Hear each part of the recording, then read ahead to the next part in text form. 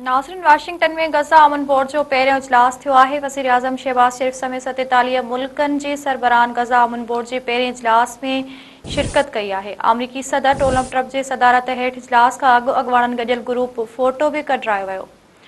अमरीकी सदर ट्रंप गज़ा अमन बोर्ड इजलास खे ख़िताब कंदे चयो आहे त हिन दुनिया में 8 जंगियूं रोकरायूं, जिन में केतिरियूं ई मुश्किल जंगियूं बि शामिल आहिनि। अमन लाइ 37 सालनि खां जारी जंगियूं बि रोकरायूं आहिनि। अमरीकी सदर चयो आहे त पायदार अमन लाइ गज़ा अमन बोर्ड अहम फोरम आहे। अमन जे क़याम लाइ सभु गॾिजी कमु करे रहिया आहियूं। पहिरें इजलास में शिरकत कंदड़ समूरा मुल्कनि जो थोराइतो आहियां।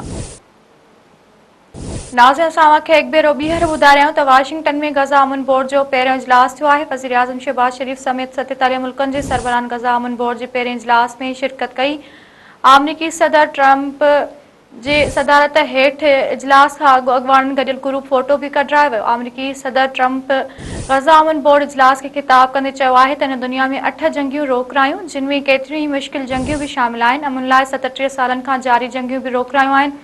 अमरीकी सदर चयो आहे त पायदार अमन लाइ गज़ा अमन बोर्ड अहम फोरम आहे। अमन जे क़याम लाइ सभु गॾिजी कमु करे रहिया आहियूं। पहिरें इजलास में शिरकत कंदड़ समूरनि मुल्कनि जो थोराइतो आहियां।